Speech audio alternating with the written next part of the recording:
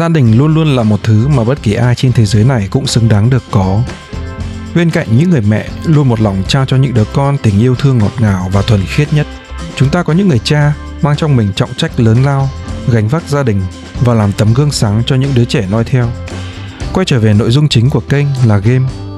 Đa phần game cho chúng ta thấy hình ảnh những người cha bận bịu với công việc của mình, ít thời gian quan tâm tới con cái hoặc đôi khi là ngó lơ luôn.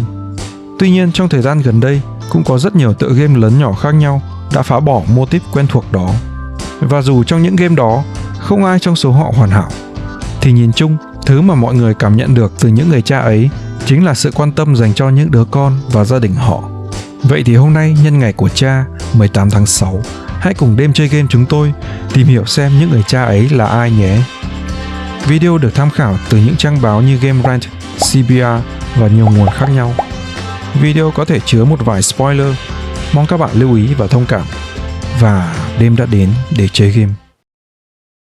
Lee Everett, Telltale The Walking Dead. Series game huyền thoại The Walking Dead được sản xuất bởi hãng Telltale Games vào năm 2012 đã gây ấn tượng mạnh với giới game thủ bằng phong cách dẫn chuyện đi kèm những lựa chọn, giúp họ hòa mình vào thế giới của game.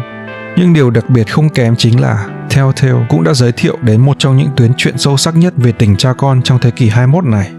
Game theo chân Lee Everett, một người đàn ông bị kết án vì tội giết người. Sau này, do thảm họa zombie ập đến mà anh đã tình cờ gặp cô bé Clementine. Dù không cùng huyết thống, nhưng xuyên suốt quá trình trong game thì mối quan hệ của cả Lee và Clementine cũng dần được bồi đắp phát triển. Họ đã coi nhau như gia đình, một người cha và một người con. Nhưng với một thế giới tận thế đầy zombie như The Walking Dead thì dòng đời cũng thật nghiệt ngã khi chú Lee, người mà Clementine coi như người cha thứ hai, cũng đã nhiễm virus.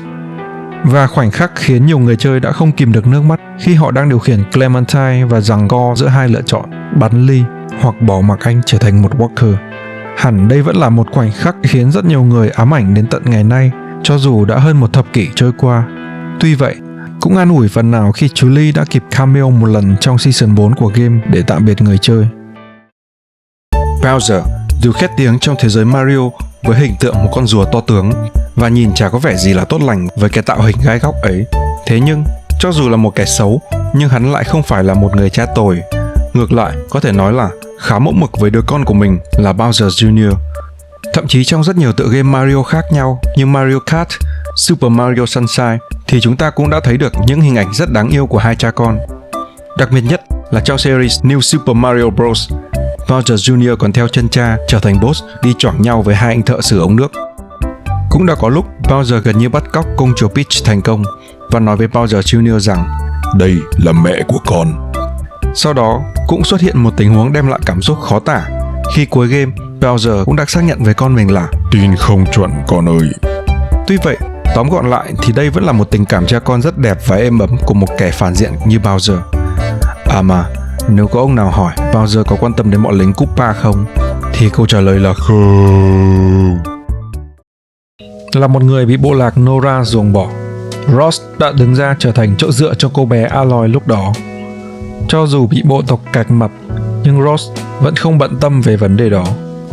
Ông là một người có sức mạnh và giàu lòng trắc ẩn. Ross đã dạy mọi thứ để giúp Aloy sinh tồn, săn bắt và cũng như là cách để mọi người trong bộ lạc công nhận. Cho dù điều đấy có thể khiến cho cả hai không được gặp mặt nhau nữa. Trong tựa game, ta sẽ được chứng kiến bộ lạc Nora bị kẻ thù tấn công. Tất cả mọi người gần như đã chết hết ngoại trừ Aloy. Và mạng sống của cô được bảo toàn cũng chính do sự hy sinh cao cả của người cha Ross. Sau này, Aloy đôi lúc sẽ đề cập đến Ross về việc ước gì ông vẫn ở đây, để có thể thấy được những gì mà cô đang khám phá. Nhưng với sự trưởng thành của Aloy, thì chắc chắn Ross ở thế giới bên kia sẽ vô cùng tự hào về con người mà cô đã trở thành. Mặc dù được mệnh danh là một phù thủy, thợ săn quái vật tối thượng với vẻ ngoài rắn giỏi, nhưng không vì thế mà Geralt xứ Rivia là một con người lạnh nhạt hoàn toàn. Thông qua tương tác với công chúa xứ Cincha, Ciri, ta lại được thấy thêm một phần trong con người của Geralt là một người đàn ông quan tâm sâu sắc đến những người thân yêu xung quanh mình. Dù không có quan hệ huyết thống với Ciri, nhưng cái cách mà Geralt đối xử với cô gần như hoàn toàn đối lập với vị hoàng đế được coi là cha ruột. Có thể thấy trong The Witcher 3, vị hoàng đế Nilfgaard đã giao ước với Geralt để đưa con gái mình trở về an toàn. Nhưng hắn làm vậy không phải là vì yêu thương hay lo lắng cho con, mà hắn chỉ muốn đảm bảo rằng dòng dõi của mình vẫn sẽ tiếp tục duy trì việc kiểm soát đế chế Nilfgaardian. Mặc dù hoàng đế là cha ruột của Ciri, nhưng Geralt mới thực sự là người thể hiện sự quan tâm và lòng trắc ẩn nhiều hơn đối với cô ấy với tư cách là một con người. Yếu tố khiến Geralt trở thành một người cha tuyệt vời không hề nằm ở sức mạnh vượt trội mà là nguyện vọng được nuôi dạy Ciri trở nên mạnh mẽ và có đạo đức tốt. Geralt không ngược đãi như Bloody Baron và cũng không hề kiểm soát như hoàng đế. Thay vào đó, Geralt dạy Ciri khả năng tự kiểm soát, đồng thời để cô đưa ra quyết định trong cuộc sống của mình. Điều này lại càng tăng thêm sự sâu sắc của dòng game The Witcher. Joe Miller là một nhân vật chính trong game The Last of Us. Từ phần đầu của game, người chơi đã được chứng kiến hình ảnh buồn nhất của một người cha, đó là việc Joe mất đi đứa con của mình, Sarah. Trong suốt 20 năm tiếp theo, sau khi chịu đựng nỗi đau mất con, Joe dần trở nên lạnh lùng và xa lánh người khác trong một thế giới hậu tận thế.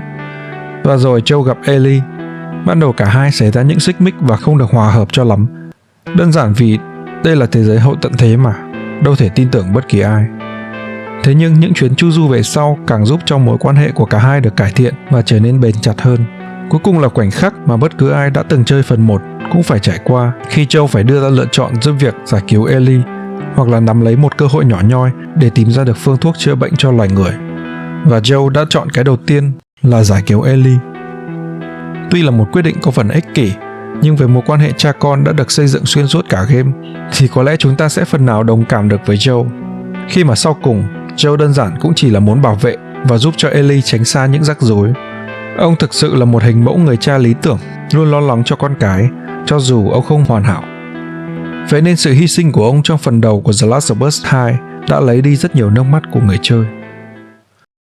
Sojiro Sakura, hay còn được nhiều fan Persona gọi với cái tên thân mật là Coffee Dead. Khi bắt đầu phần chơi Persona 5, nhân vật chính Akira Kurosu lần đầu lên thành phố Tokyo rộng lớn sẽ được người chú Sojiro chăm sóc khi ở thị trấn. Lúc đầu, ông có phần khá cộc cằn và không tin tưởng Akira vì những tiền án mà cậu đã gây ra trước đó. Nhưng chỉ sau vài ngày, ông cũng đã bắt đầu hướng dẫn cậu về cách làm việc ở quán cà phê của ông. Điều này cũng bắt đầu cho một mối quan hệ dần gắn kết hơn giữa các nhân vật. Hơn nữa, khi tiếp tục câu chuyện trong game, người chơi sẽ được thấy người chú cộc cằn của chúng ta cũng đã nhận nuôi một cô bé khác có tên Futaba Sakura, người mà coi ông như cha ruột của mình.